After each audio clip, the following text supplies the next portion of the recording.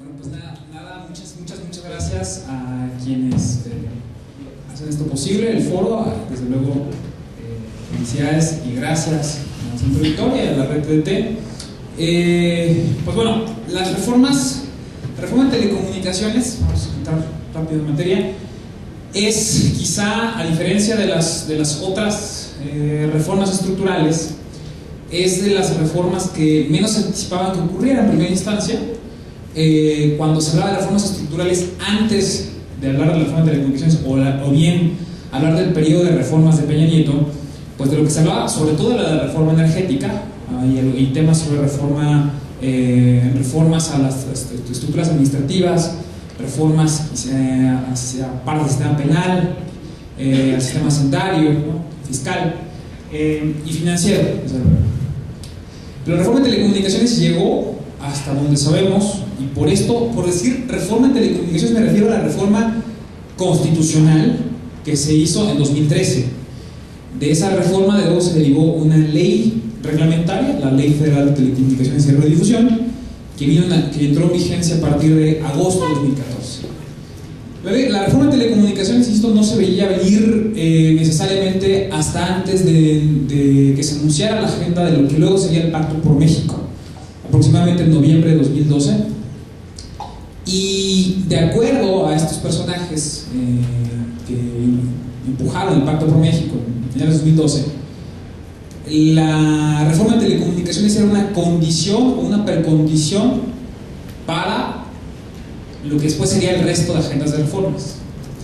Es decir, en el discurso esencialmente estamos hablando del presidente en su momento del PAN, en su momento del PRD, como condición para discutir el resto de reformas en un plan como tal, de pacto, se debía entender una de las principales causas del malestar social, según ellos, desde luego, a interpretación de ellos, que era el tema de la demanda, de la exigencia social por la democratización de medios de comunicación. En el movimiento Yo Soy 32 hubo esa demanda, entre otras, por la democratización de medios, y de alguna manera hubo momentos en los cuales el movimiento 132 definió en mayor o menor medida lo que sería la primera transición en esa ruta, en esa aspiración de la democratización de medios de comunicación, y específicamente hizo un documento, el documento de exigencias mínimas, publicado en noviembre de 2012, muy pocos días antes, de hecho, de que se concretara o se denunciara que vendría el Pacto por México, que no tenía ese nombre en ese momento. Y en ese documento de exigencias mínimas se planteaban 12 puntos, entre los cuales en ese momento se veían pues bastante lejanos esos puntos realmente.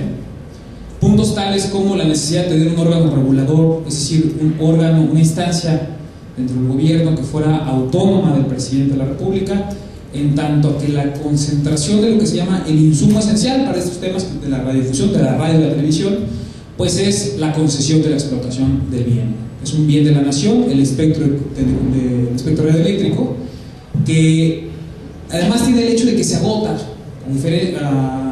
es decir, es escaso, tal como el agua, tal como el petróleo, las minas. El espectro radioeléctrico es escaso, pero no se agota, en el sentido de que se puede saturar el espectro, pues hay una cantidad más o menos definida, dependiendo del modelo que se maneje, hay una cantidad definida de estaciones de radio o estaciones de televisión que puedes tener en un lugar específico. Y esa cantidad máxima de posibles estaciones de radio y televisión, pues lo que hace es que cuando hablamos del juego de cómo la presidencia de la República de manera sistemática tiene un matrimonio con el poder televisivo o las familias del oligopolio radiofónico, pues ha sido precisamente por la capacidad que tiene el poder ejecutivo de soltar o retirar, la amenaza de retirar la explotación de la concesión de esa banda de frecuencia que da servicios de radio o servicios de televisión. Entonces, una de las demandas del 132 esencialmente era esa, era el retirarle ese poder al presidente y tener un órgano autónomo constitucional, cosa que en ese momento incluso la Asociación Mexicana de Derecho a la Información consideraba deseable pero imposible, ¿no? la discusión estaba ahí, por ejemplo. También se hablaba de la necesidad de hacer una serie de reformas tales que quizá lo que parece ser la plataforma más democrática de comunicación, y eso además una plataforma con una capacidad de ser habilitadora de derechos humanos, como es Internet, pues se consideraba precisamente eso, al ser un habilitador de otros derechos, se consideraba a sí mismo un derecho fundamental, ¿no? Estaba planteado por parte del 52 y una serie de condiciones en la prestación de servicio que permitieran, estoy hablando de Internet, que permitieran que Internet siguiera siendo un espacio libre, un espacio sin censura, ¿no? Muy entrecomillado, desde luego, pero predominantemente sin censura y mucho más democrático que el acceso a la radio y la televisión, ¿no?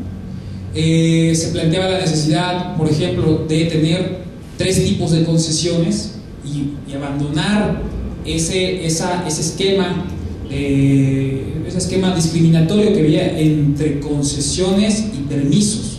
Permisos, o los permisionarios, se les daba, era una forma, insisto, discriminatoria que le daba en ese momento la Secretaría de Comunicaciones y Transportes a los medios cuyo fin no era el lucro, dígase por ejemplo Canal 11, Canal 22 y todos los sistemas dedicados a la radiodifusión educativa, por ejemplo, cultural. Y es un esquema en el cual de manera sistemática la CIRT y estos clubes empresariales del monopolio o del oligopolio imponían a este tipo de comunicación cuyo fin no es el lucro, pues. Ese esquema discriminatorio se necesitaba, y así lo decía el 132, había que abandonarlo porque era nocivo, y sobre todo lo que había hecho era empujar la noción social de comunicación a que la televisión y la radio es para eso, exclusivamente para el entretenimiento guiado por el ánimo de lucro, ¿no? Es decir, y estar condenados a contenidos basura era pues un destino que no se puede escapar. Entonces se plantea la necesidad de que existan 3 tipos de concesiones: las concesiones de uso desde luego privado, ¿no? O comercial, con una especie de concesión tal cual, que también las concesiones de uso social, comunitario e indígena fueran otro elemento, ¿no? Con las mismas características y posibilidades que las concesiones de uso comercial, y las concesiones de uso público. La diferencia entre las concesiones de uso público y las concesiones de uso comunitario, social o indígena es que estos últimos tienen el fin, sobre todo, de proteger, promover, ¿no? Promover identidades, usos sobre las comunidades que están arrobándose esta concesión. Es decir, si hablamos de comunidades indígenas que hacen uso de este tipo de concesión, lo que buscarían es preservar su identidad, promover su cultura, ¿no? Protegerla a través de estos mecanismos, de esas industrias culturales que son la radio y la televisión. A diferencia, los medios públicos no están para eso necesariamente, sino los medios públicos están para cumplir funciones que entendemos todas y todos como necesarias también en la explotación de este recurso. Es decir, hay una especie de consenso en que además de proteger, promover entidades de pueblos y comunidades, también debería ser la red de televisión educativa, o bien promover las ciencias, la tecnología, las artes, las culturas, como una obligación de Estado, y no necesariamente, de manera exclusiva, solamente para explotación de particulares, que sí, las comunidades indígenas y las comunidades en general, o los medios sociales, son particulares para esto. Entonces, lo que estamos diciendo es que en ese momento existía la idea de que todas estas cosas, había 14 puntos, mencioné apenas 4, eran bastante lejanas, y de repente cuando se anexa como parte, de hecho como la primera reforma de la serie de reformas del Pacto por México, la reforma de telecomunicaciones, pues sí cayó como un balde de agua fría, porque es una lucha en la cual, pues, sobre todo los decanos de la comunicación, pues dicen que está entre 40 y 50 años, una lucha social para democratizar la comunicación que lleva mucho tiempo y que esencialmente empezó a presentarse el problema desde que se concentró o que se consolidó el matrimonio del poder televisivo con el poder político. Pasa entonces que cuando llegan los primeros borradores de lo que debería o lo que sería la reforma en telecomunicaciones, la verdad es que la reforma como tal, la reforma, insisto, a la Constitución, que esa me parece que esa es la trampa realmente, porque la brecha que hay entre la reforma de la Constitución y los cambios sustanciales en la vida diaria de las personas es una brecha que en medio hay un cuento de hadas, ¿no? Ese es el asunto. Se presenta una reforma de telecomunicaciones que trae cosas muy buenas, insisto, a nivel constitucional. Bueno, cosas buenas como ¿qué? Pues en primera instancia, los artículos 6 y 7 constitucional específicamente fueron reformados, específicamente el 7 constitucional se reformó a un punto en el que ese artículo 7 casi estaba intocado, no se había movido mucho desde la Constitución del 17, es decir, pasaba aproximadamente 97 años, más o menos, en los que un artículo constitucional que buscaba mantener la libertad de expresión en un contexto muy diferente había estado no se ve muy bien, inamovible. Se reforma casi copiando de manera textual la parte dedicada a la libertad de expresión de la Comisión Americana de Derechos Humanos, lo cual pone a la Constitución mexicana en quizá de las más grandes. Otra vez, la Constitución, esto lo pongo en plástico, lo pongo en muchos corchetes, la pone quizá de las posiciones más garantistas en materia de libertad de expresión al establecer la prohibición explícita de la censura previa. Quiero decir que la censura previa no significa solamente que te revisen tu texto antes de publicar. La censura previa no significa solamente que vea la CEGOP tu programa antes de que se transmita. La censura previa es incluso que lo baje cuando ya se está transmitiendo. La censura previa es que retire tu revista de los estantes cuando ya se publicó. Eso también es censura previa. Porque lo que entiende esta modificación a la Constitución es que la libertad de expresión se entiende como un hecho comunicativo. Yo a unos alumnos les preguntaba si la libertad de expresión, yo en la prepa creía que la libertad de expresión era que mientras no tuviera una pistola en la cabeza con un manual enfrente de qué debo decir y qué no, tenía libertad de expresión, mientras yo no tenga un voz alta de libertad de expresión. El asunto es que la definición de libertad de expresión ha venido evolucionando tanto, y sobre todo a nivel constitucional en México, y nada más, de ahí para abajo es todo lo contrario, que se entiende que no existe libertad de expresión si no tienen condiciones el emisor, el canal y el receptor adecuadas para cada vez generar mejor comunicación. Es decir, si yo al emisor lo privo de capacidad de informarse para emitir mejores discusiones públicas, si yo lo privo de periodismo, lo privo de capacidad de acceder a muchos medios de comunicación, en un sistema plural, le privo de cultivarse para generar una mejor comunicación, emitir un mejor mensaje, estoy coartando su libertad de expresión. Si yo retiro una revista y le impido al emisor la capacidad de emitir su propia opinión sobre esa revista que yo retiré, estoy coartando su libertad de expresión.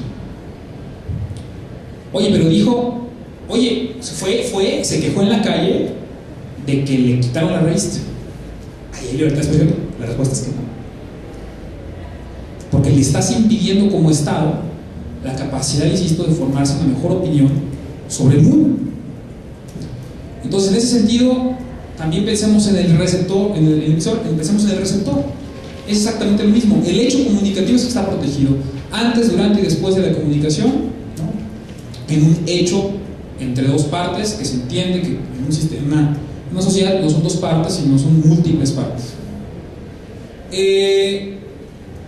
Entonces esa reforma del sector constitucional fue clave, es importante. De hecho, buena parte de la defensa que estamos haciendo de nuestros derechos están basados en esas dos reformas, el sexto y el séptimo constitucional, y cuando los jueces y los tribunales y los magistrados nos tiran esos amparos y pues esencialmente lo que están omitiendo es justamente, no solamente el texto, el espíritu constitucional y no solamente los tratados internacionales en materia de derechos humanos, es un punto de defensa, pues.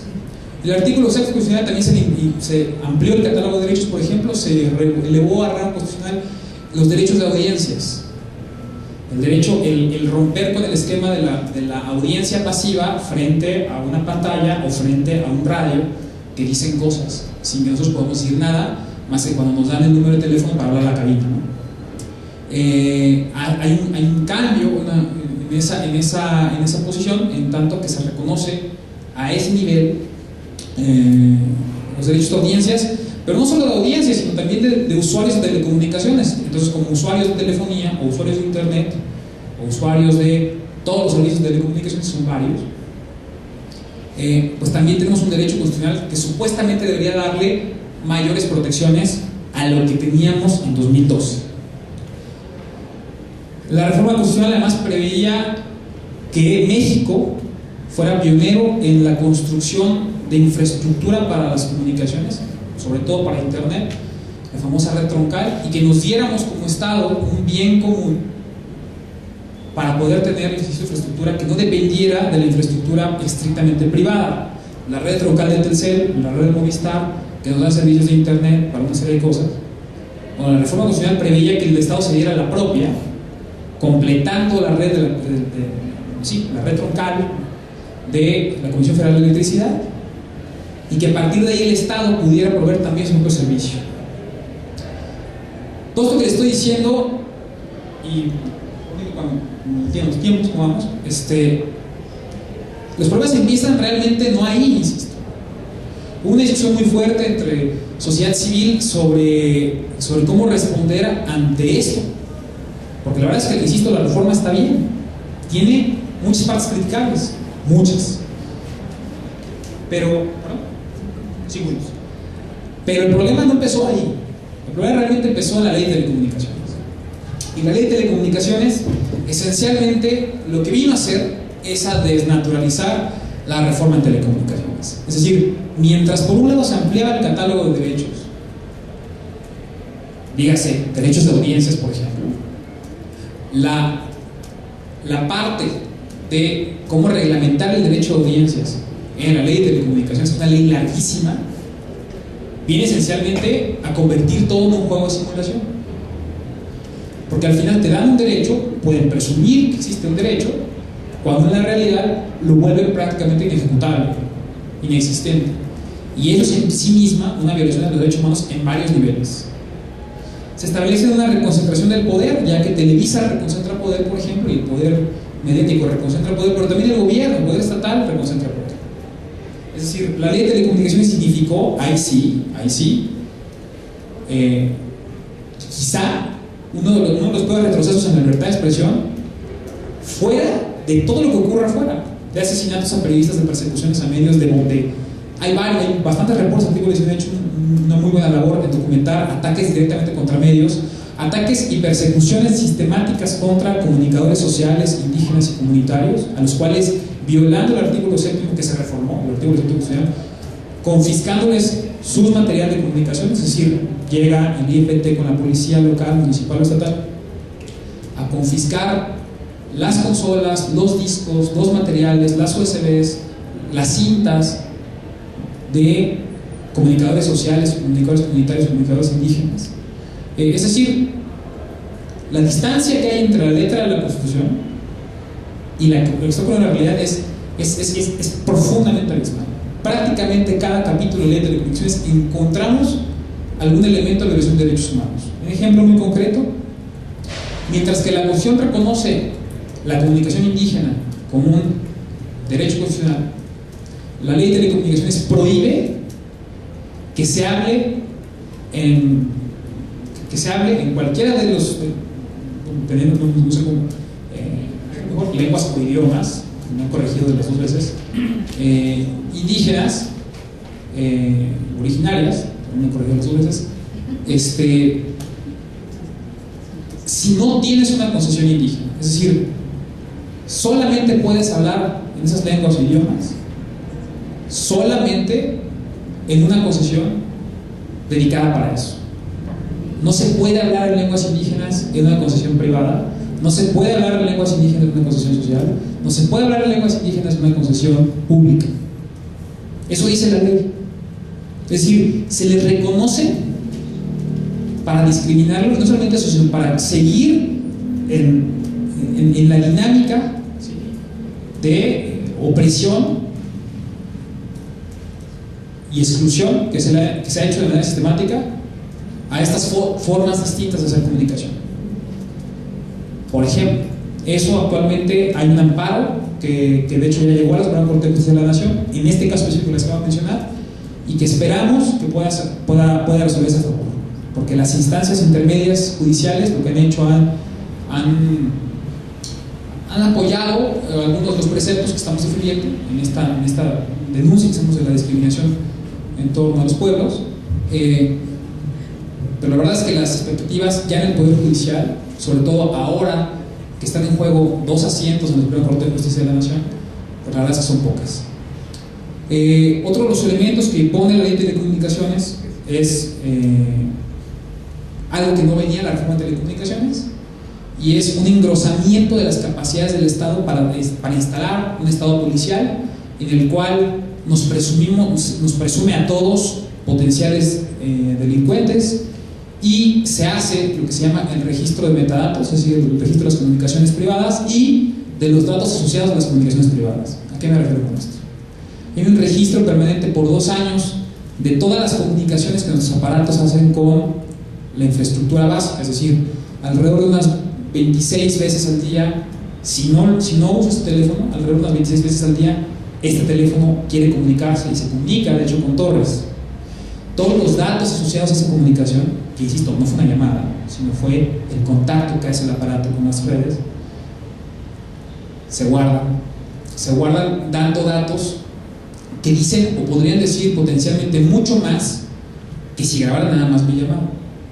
Con los metadatos, ese es el juego, que parece muy complicado, pero no, la verdad es que con los metadatos se mata gente, así lo ha declarado, por ejemplo, distintos, específicamente un cargo oficial de la milicia estadounidense. Los drones matan gente con metadatos, los aviones no tripulados con misiles, y esos datos de comunicaciones que están siendo guardados, pues las empresas de telecomunicaciones se quejaron, aludiendo exceso de costos, no por nuestros derechos, pero de momento también está detenido producto de un amparo, que también esperamos que llegue a la Corte. ¿Qué hace que ya llegó a la Corte, y esperemos que se haga bien? Vamos a ver. ¿Qué hace estos datos? Lo que hacen esencialmente es tener un registro completo de dónde estamos en todo momento, a quién le llamamos, cuáles son los domicilios de las personas, para qué, es decir, datos que van más allá de lo necesario siquiera para ofrecer el servicio, no tiene nada que ver con ofrecer el servicio. Con estos datos se pueden de hecho deducir no solamente nuestras afiliaciones políticas, se puede deducir no solamente nuestra vida sexual, no solamente se puede deducir nuestro estado de salud, que son elementos de nuestra vida que legítimamente tenemos el derecho de hacer que el Estado no sepa, o que sepa cuando nosotros así dispongamos. Y esto que puede parecer abiertamente o grandilocuente o exagerado, pues no fue así. En el mismo momento en que el Senado mexicano, en el Congreso, discutía la ley de telecomunicaciones, al mismo tiempo el Tribunal de Justicia de la Unión Europea declaraba inválidas 2 directivas en materia de retención de datos por considerar que era incompatible la democracia con la certeza de saberse vigilado. Hay una diferencia entre creerse vigilado y saberse vigilado. El saberse vigilado hace que de manera sistemática tomemos decisiones que son legítimas en un Estado democrático y decidimos no hacerlas justamente por creernos vigilados. Cada vez que no te mando una foto, mejor te la digo después, o no te lo digo por acá, mejor te lo digo después, o mejor tomo otra ruta, quizá más peligrosa, quizá más compleja, porque de irme por acá generaría un patrón, quizá no voy a este médico, o sí, o cada vez que tomamos decisiones que son legítimas, evitamos tomar decisiones que son legítimas por el miedo a saberse vigilado, y eso es diferente. Si la sumamos en el colectivo cotidiano de todas las personas, no es un ambiente democrático. Además, el acceso a estos datos, por ejemplo, según la ley, no requiere supuestos para acceder a estos datos. Es decir, no requiere que la autoridad que accede a estos datos configure un potencial delito, ni establezca que está fundado y motivado un potencial delito. No lo necesita. No necesita justificarlo ante un juez, de hecho. Los jueces, todo el Poder Judicial, según la ley, no van a estar enterados nunca del acceso de las autoridades a estos datos. Es más, el hecho de que los concesionarios, dígase Telcel, Movistar, AT&T, hablen sobre esos accesos, les supondría sanciones a ellos, o que se nieguen, les supondría sanciones a ellos. Pero lo peor de todo es que ni siquiera están declaradas las autoridades que están facultadas para acceder a estos datos. Es decir, y es real esto, el vicepresidente regulatorio de Movistar en México mencionó en una reunión de empresarios, un poquito después de la separación de los 43, lo dijo, si a mí Abarca o el secretario de, bueno, en este caso no es el director de la policía de Iguala me pidiera los datos de las comunicaciones de todos ustedes, refiriéndose a sus cuates empresarios, yo se los tendría que dar. Y es la verdad, está obligado a dárselos. Pero no solamente estoy hablando del director de la policía de Iguala, de Cocula, estoy hablando del procurador de Veracruz, el procurador de Puebla, ¿a quién les gusta más?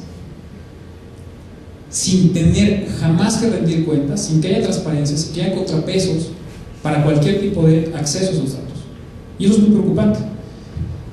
De momento está hasta cierto punto detenido, por supuesto que también hay un litigio en contra de esto, en la Corte, hay amparos de distintos ciudadanos que decidieron presentar acciones legales en contra de esto, y el momento ya está en la Corte. La mala noticia es que llegó a la sala más conservadora y esperamos que la discusión se alargue al menos 10 años, 15 años en el sistema interamericano. En el tiempo de aquí a que tenemos algún tipo de solución en el sistema interamericano, pues las autoridades que se sienten facultadas, que son todas, para acceder a nuestros datos, los cuales nunca nos vamos a enterar, pues van a haberlo hecho mucho, ¿no? Tienen todos los incentivos para hacerlo. Por último, ya nos termino, perdón, la ley de atribuciones tiene, y esperaría preguntas en torno a los distintos temas, porque es muy grande la ley, son más de 200 artículos.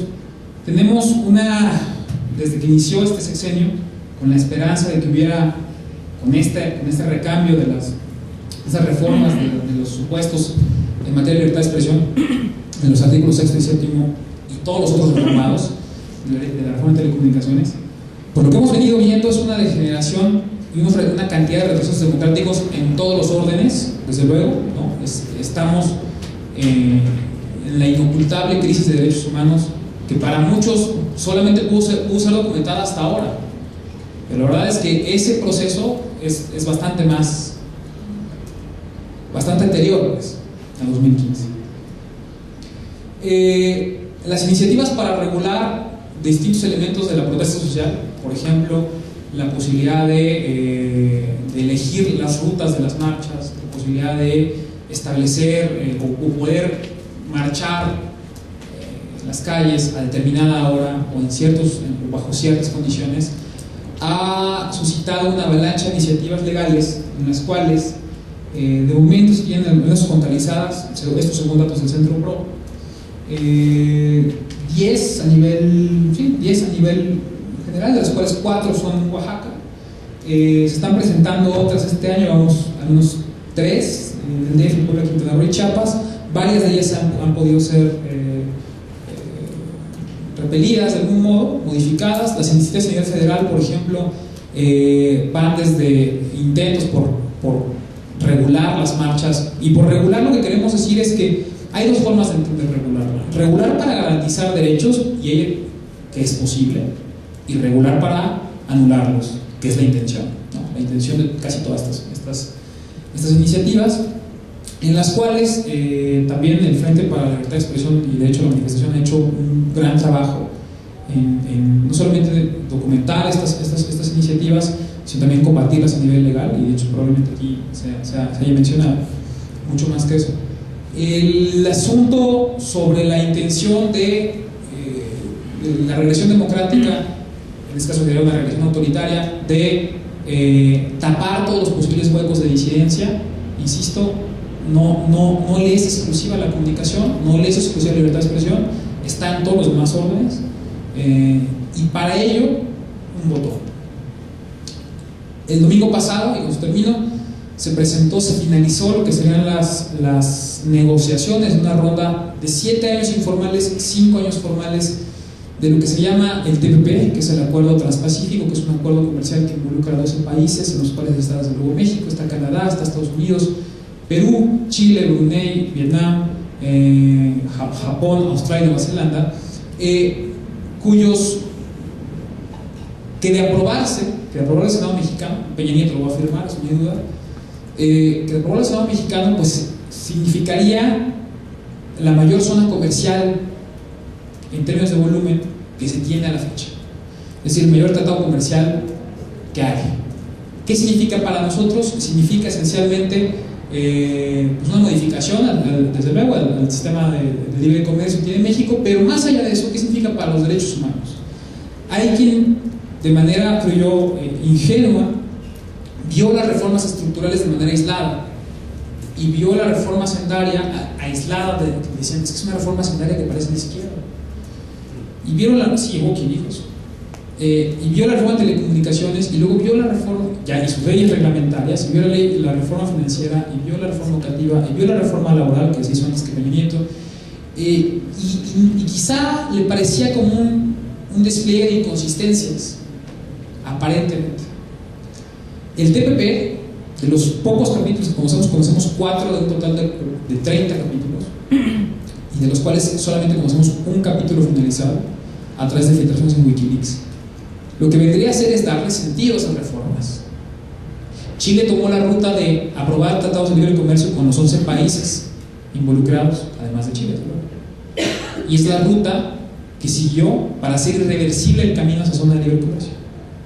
Lo que hizo el poder político en México fue aprobar reformas estructurales para hacer irreversible, al menos en cierto grado, la entrada hasta una zona económica.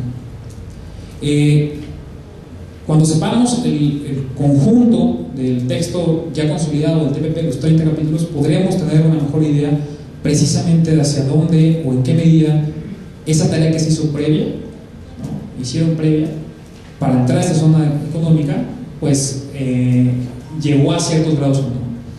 De momento, lo que sabemos es que las previsiones que traen este tratado tienen 4 cosas que nos preocupan mucho. Le preocupa sobre todo a pacientes, enfermos, enfermeras, médicos, responsables, porque vendrá a encarecer de una manera sustancial todo el acceso a medicamentos, específicamente a retrasar por varios años, unos 3 años, el acceso a medicamentos genéricos. Les preocupa a quienes están involucrados en los temas de medicamentos biológicos, específicamente aquellos medicamentos dedicados a la atención de enfermedades crónico-degenerativas. Le preocupa a las personas que comen, ¿no? Por ejemplo, creo que son varias, porque vendrá a alterar toda la dinámica de las industrias agroalimentarias en cada uno de sus pasos, desde el productor hasta el etiquetado del consumidor final. Es decir, tenemos problemas desde el control de semillas hasta la posibilidad de que las empresas multinacionales puedan demandar al Estado mexicano por imponerles regulaciones a los etiquetados. ¿A qué me refiero? Las cigarreras internacionales pueden demandar al Estado mexicano por obligarle a fumar causa cáncer. Y nosotros que lo hicimos pensando en el derecho a la salud, a la información a la hora de elegir, según es un sistema que se llama las resoluciones de controversias inversionista-Estado, o los ISDS, pues lo que harían era convertir a los derechos humanos en barreras al comercio, donde las barreras al comercio, dictadas por tribunales ad hoc, porque no son permanentes, pasarían encima del sistema judicial mexicano por aceptación del propio Estado mexicano. Si nosotros se pusieron a hacer impuestos a la comida chatarra o a los refrescos, previendo la salud de los niños, o se prohibió que se sigan pasando comerciales de esto mismo en la televisión, con una serie de condiciones. Esas empresas podrían quejarse ante los ISDS y de hecho tendría el Estado mexicano obligado a sanciones que retirar ese tipo de regulaciones o restricciones. En el caso de Internet, lo que haría es limitarnos en la compartición de contenidos. Hoy podemos compartir contenidos que tienen protección de derechos de autor, memes, por ejemplo, ¿no? Cualquier cosa. Podemos grabar a nuestra hija o a nuestra nieta o a nuestra sobrina bailando una canción de Disney, ¿no? Podría ocurrir, subimos el video, no estoy lucrando, no configuro ningún tipo de protección de afectación patrimonial, no pasa nada. El TPP retira este supuesto y lo que hace es que el solo hecho de compartir sin permiso del poseedor de los derechos patrimoniales de ese material configuraría un delito. Además, obligaría a las empresas de telecomunicaciones a colaborar y ser responsables legales de la posible compartición de contenidos protegidos por derecho de autor. Es decir, ¿a qué me refiero? Que Telmex sería responsable legal de que tú o yo compartamos cosas que tienen protección de derechos de autor. ¿Qué significa eso? Significa, primero, vigilancia obligada, y luego una persecución que le daría el traste a esta plataforma. El TPP tiene muchas cosas que discutir, si quiero, ahí lo voy a dejar, a ver preguntas, pero lo que quiero decir es que el TPP es la clave de lectura de las reformas, sobre todo.